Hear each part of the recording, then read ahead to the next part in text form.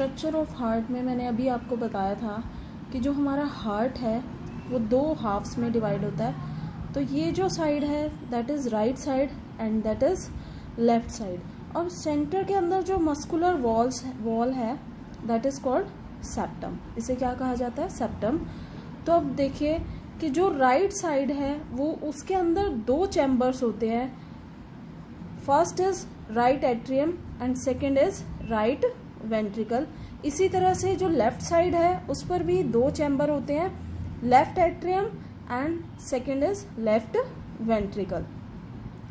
अब जब हार्ट जो है वो पंपिंग कैसे करता है ब्लड की, कैसे इम्प्योर ब्लड को प्योर ब्लड में कैसे कन्वर्ट होता है वो, तो सुपीरियर वेना कावा और इन्फीरियर वेना कावा, इन दोनों से जो इम्प्योर ब्लड है वो किस में एंटर करता है? राइट एट्रियम में। सुपीरियर वेना कावा मीन्स कि जो अपर पार्ट होता है बॉडी का, कि जैसे हेड है, चेस्ट और आर्म्स है, वहाँ से जो इम्प्योर ब्लड है वो राइट एट्रियम में जाता है। और इन्फीरियर वेना कावा मीन्स कि जो लोअर पार्ट है जैसे एब्डोमन और लेग्स, वहाँ से जो ब्लड है इन्फीरियर वेना कावा से एंटर करके कहाँ पर जाता है? राइट एट्रियम में। जो राइट एट्रियम है इस पार्ट की जब मसल्स जो हैं वो कॉन्ट्रैक्ट होती हैं तो उस कॉन्ट्रैक्शन के बाद जो ब्लड है वो कहाँ पर जाता है? राइट वेंट्रिकल के अंदर जाता है। और राइट वेंट्रिकल की मसल्स जो हैं जब वो उस ब्लड को पुश करती हैं तो वो ब्लड जो है पल्मोनरी आर्टरी, ये पल्मोनरी आर्टरी के थ्रू कहाँ पर जाता है? वो लंग्स में जाता है। और लंग्स के अंदर जो है प्यूरिफिकेशन होती है ब्लड की। लास्ट चैप्टर में भी मैंने आपको बताया था कि जो लंग्स के अंदर एयर सैक्स हैं एल्वियोलाई, उसके अराउंड ब्लड कैपिलरीज होती हैं, तो वो कैपिलरीज में ही ब्लड का एक्सचेंज होता है। तो वहाँ पर जो कार्बन डाइऑक्साइड होगी, मीन्स जो इम्प्योर ब्लड के अंदर, डीऑक्सीजनेटेड ब्लड के अंदर जो कार्बन डाइऑक्साइड है वो लंग्स के अंदर एंटर कर जाएगी, और जो लंग्स के अंदर फ्रेश एयर होती है, ऑक्सीजन रिच एयर है, वो कहाँ पर एंटर करेगी? वो हमारे ब्लड कैपिलरीज के अंदर एंटर कर जाएगी। अब वहाँ पर ब्लड की प्यूरिफिकेशन होने के बाद ये जो पल्मोनरी वेन्स हैं, इन वेन्स के थ्रू जो ब्लड है वो कहाँ पर आता है? हमारा लेफ्ट एट्रियम के अंदर।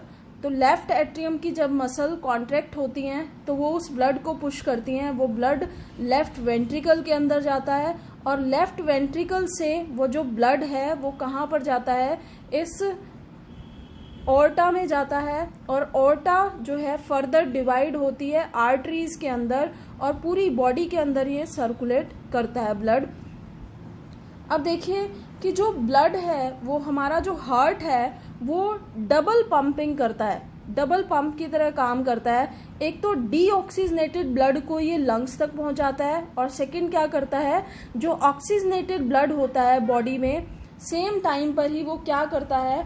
सेम टाइम पर ऑक्सीजनेटेड ब्लड को पूरी बॉडी के अंदर पहुंचाता है। तो जो दो ऑरिकल्स हैं, ये दोनों ऑरिकल्स राइट एट्रियम और राइट लेफ्ट एट्रियम, इनको ऑरिकल्स भी कहा जाता है। तो ये दोनों जो ऑरिकल्स हैं एक ही साथ कॉन्ट्रैक्ट होते हैं ताकि जो ब्लड है वो कहाँ पर जा सके? वेंट्रिकल्स के अंदर जा सके। तो राइट एट्रियम से ब्लड कहाँ चला जाता है? राइट वेंट्रिकल के अंदर।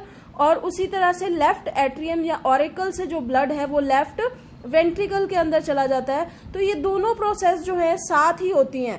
उसी तरह से जब राइट वेंट्रिकल कॉन्ट्रैक्ट करेगा तो ब्लड जो है पल्मोनरी आर्टरी के थ्रू लंग्स में चला जाएगा, और लेफ्ट वेंट्रिकल में जो प्योर ब्लड होगा वो ऑर्टा के थ्रू पूरी बॉडी के अंदर सर्कुलेट करेगा।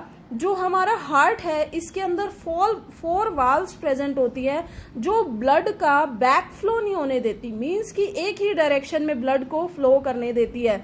देखिए कि ऑरिकल्स और वेंट्रिकल्स के अंदर ये जो प्रेजेंट है that is valves. Right atrium से जो ब्लड है वो कहाँ पर जाएगा? राइट वेंट्रिकल के अंदर ही जाएगा, ये बैक फ्लो नहीं होने देगा। उसी तरह से लेफ्ट एट्रियम से जो ब्लड है वो कहाँ पर जाएगा? लेफ्ट वेंट्रिकल के अंदर जाएगा। ये जो वाल्व्स इसमें प्रेजेंट होती हैं वो उस ब्लड का बैक फ्लो नहीं होने देती। तो यहाँ से जो डीऑक्सीजनेटेड ब्लड है वो पल्मोनरी आर्टरी में जाएगा और यहाँ से जो ऑक्सीजनेटेड ब्लड है वो एओर्टा में जाएगा और उसके बाद पूरी बॉडी के अंदर सर्कुलेट होगा। दो वाल्व्स तो यहाँ पर प्रेजेंट होती है, एक ऑरिकल और वेंट्रिकल के बीच में और यहाँ पर ऑरिकल और वेंट्रिकल के बीच में। और जो दो अदर वाल्व्स हैं वो कहाँ पर प्रेजेंट होती हैं, एक तो पल्मोनरी आर्टरी के माउथ पर यहाँ पर प्रेजेंट होती है और दूसरी जो है वो कहाँ पर प्रेजेंट होती है, एओर्टा के माउथ पर प्रेजेंट होती है कि जो वेंट्रिकल से जो ब्लड है वो सीधा कहाँ पर जाए, एओर्टा में ही जाए। तो ये जो वाल्व्स होती है वो बैक फ्लो नहीं होने देती। जब राइट एट्रियम से ब्लड आएगा तो वो राइट वेंट्रिकल के अंदर ही जाएगा, ये वाल्व्स तब ओपन होंगी और उसके बाद ये वाल्व्स क्लोज हो जाएंगी। उसके बाद जो यहाँ पर वाल्व्स प्रेजेंट होती हैं पल्मोनरी आर्टरी के माउथ पर, जब वेंट्रिकल से ब्लड जाएगा तब ये ओपन होंगी और उसके बाद क्लोज हो जाएगी और ये बैक फ्लो नहीं होने देगी ब्लड का, मतलब यहाँ से आर्टरी से राइट वेंट्रिकल के अंदर वापस ब्लड नहीं आएगा। उसी तरह से ही जब लेफ्ट एट्रियम है उसमें से ऑक्सीजनेटेड ब्लड कहाँ पर जाएगा, इस वाल्व से होता हुआ लेफ्ट वेंट्रिकल के अंदर जाएगा और ये वाल्व क्लोज हो जाएंगी लेफ्ट वेंट्रिकल में ब्लड आने के बाद। और लेफ्ट वेंट्रिकल से जब ब्लड एओर्टा में जाएगा तो यहाँ पर जो वाल्व्स इसके माउथ पर प्रेजेंट है वो ओपन होगी और उसके बाद जो बैक फ्लो नहीं होने देगी, ब्लड जो है एओर्टा से वापस लेफ्ट वेंट्रिकल में नहीं आएगा। तो ये था हमारा स्ट्रक्चर।